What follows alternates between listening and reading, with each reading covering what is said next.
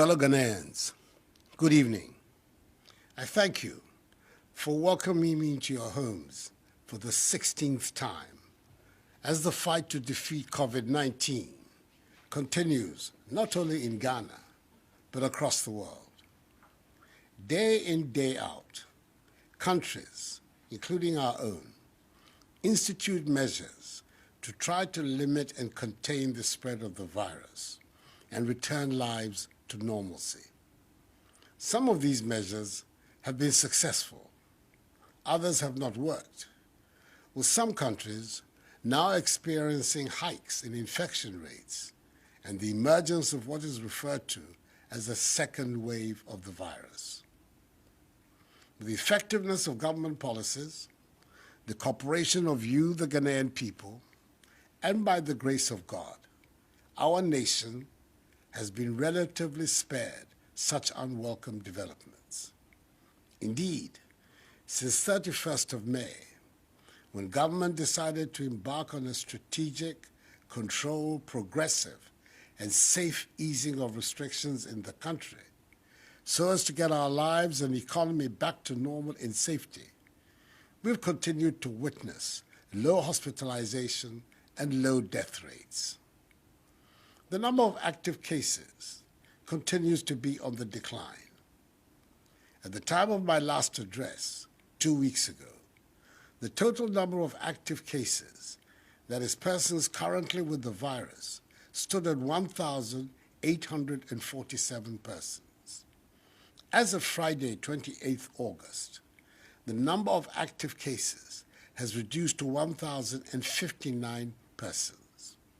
A total of 42,963 persons have recovered, and 276 persons, a great majority of them with underlying illnesses such as hypertension, diabetes, and chronic liver disease, have sadly died. Inasmuch as these statistics are encouraging, in contrast to what is pertaining in several countries across the world, we cannot afford to let our guard down.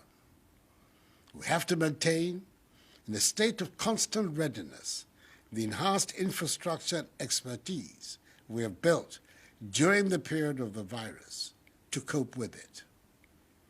I've been reliably informed that in some regions of our country where there are no active cases, some residents are abandoning altogether the protocols such as the wearing of masks put in place to defeat the virus. Indeed, the high compliance rate with mask wearing of persons surveyed by the Ghana Health Service in some selected areas of Accra, to which I referred optimistically in my last address, has, according to a new survey by the same service, fallen alarmingly. This is not acceptable, as the enhanced hygiene, mask wearing, and social distancing protocols must now be central features of our lives, and they must continue to remain so for some time to come until we see to the elimination of the virus from our country. Let me remind those amongst us who want to continue to disregard these protocols that severe sanctions exist in our laws for such persons who will want to endanger the rest of the population through their actions and negligence. The law enforcement agencies will, where necessary, apply these measures without fear or favor, ill will or malice, and without recourse to a person's ethnicity, gender, or religion. Fellow Ghanaians, in update number 15, I announced the easing of restrictions in some areas of national life. I also indicated my hope that preparations and simulation exercises underway, including the installation of COVID-19 testing facilities at Kotoka International Airport, would give us a clear indication as to whether or not we could reopen the airport on 1st September. After weeks of thorough work, I'm satisfied that it's safe to do so. Fellow Ghanaians, I'm glad to announce that Kotoka International Airport will reopen and resume operations from Tuesday, 1st September 2020. This decision has been communicated to all international airlines. It has been well established that the very first cases of COVID-19 in Ghana were imported into our shores. We are determined to make sure this scenario does not reoccur.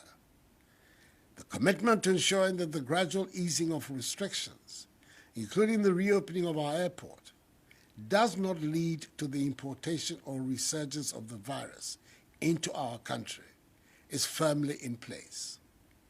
That is why the following measures have been taken and duly communicated to airlines wishing to resume flights to Ghana. First, any passenger arriving in Ghana must be in possession of a negative COVID-19 PCR test result from an accredited laboratory in the country of origin. The test should have been done not more than 72 hours before the scheduled departure from the country of origin. All airlines have been instructed to ensure compliance with this directive for all passengers wishing to travel to Ghana. And those airlines who fail in this regard will be duly sanctioned. Second, disembarking passengers must do so wearing face masks. Third, upon disembarking from the aeroplane, each passenger will undergo a mandatory COVID-19 test at the airport terminal at a fee to be borne by the passenger. The test result will be available within 30 minutes.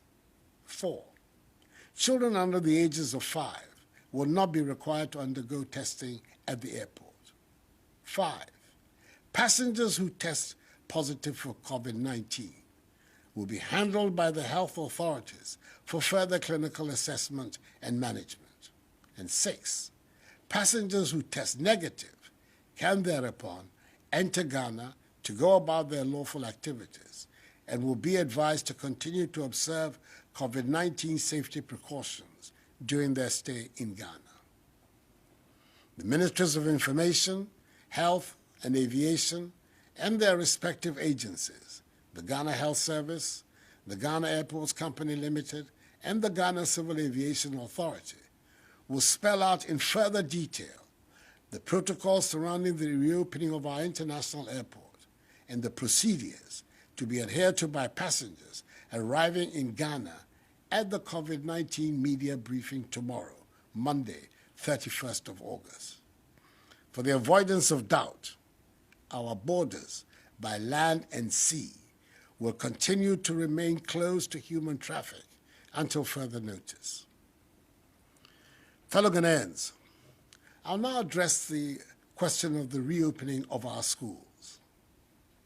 With continuing students in the University of Cape Coast, the University of Health and Allied Sciences, technical universities, and some other colleges returning to school almost a week ago to finish their academic year, the decision has been taken by the Ghana Education Service, after consultation with the relevant stakeholders, for SHS2 and JHS2 students to return to school from 5th October to 14th December 2020 to complete their academic year.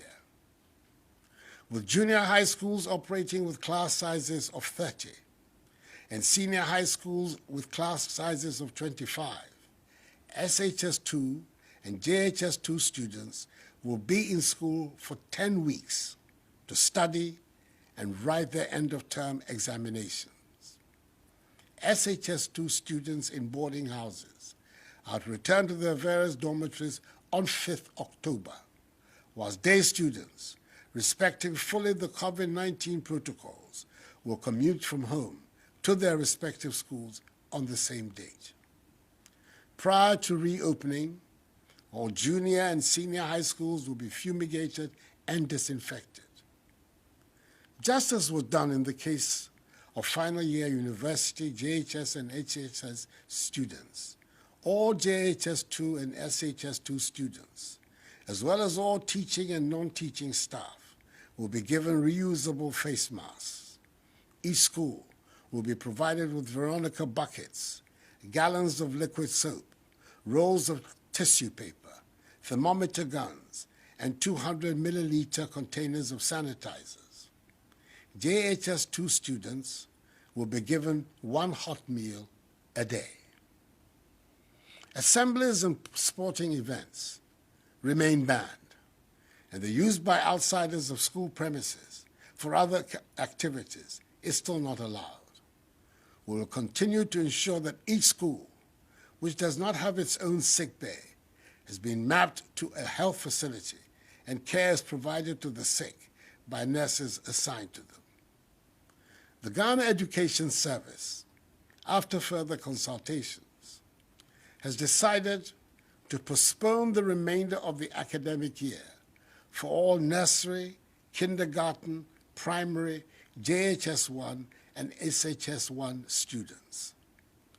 The next academic year will resume in January 2021, with appropriate adjustments made to the curriculum to ensure that nothing is lost from the previous year. The relevant dispositions will also be made so that the presence at the same time in school of all streams of students can occur in safety. I appreciate fully the inconvenience and the financial burden the continued stay-at-home of children are posing to parents and guardians. Fellow Ghanaians, these are a necessary price to pay in our efforts to protect the lives of our children, as well as to limit and contain the spread of the virus in our country. In the next couple of weeks, a decision will also be taken on the resumption of contact sports, including football, taking into consideration the imminent participation of our national teams in international competitions. As a known lover of football, I know how devastating its absence has been, and it is my hope that very soon we will all have the pleasure of playing and watching the beautiful game again. Until then, non-contact sports are the only sporting events permitted to take place. Beaches, pubs, cinemas, and nightclubs are still to remain closed until further notice.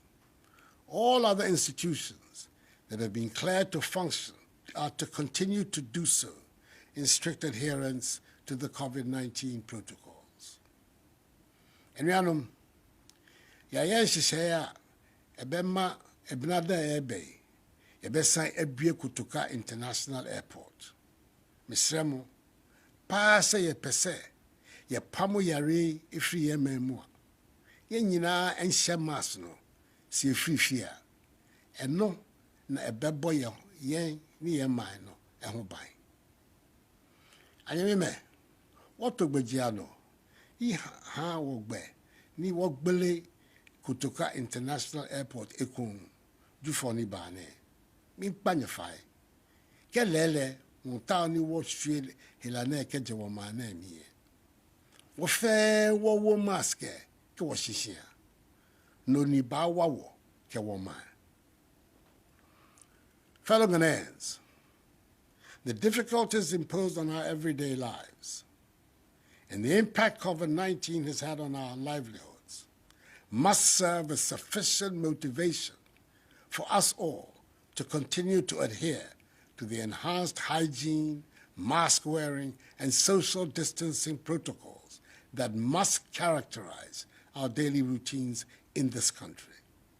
The more we adhere, the sooner we defeat the virus and return to our normal way of life.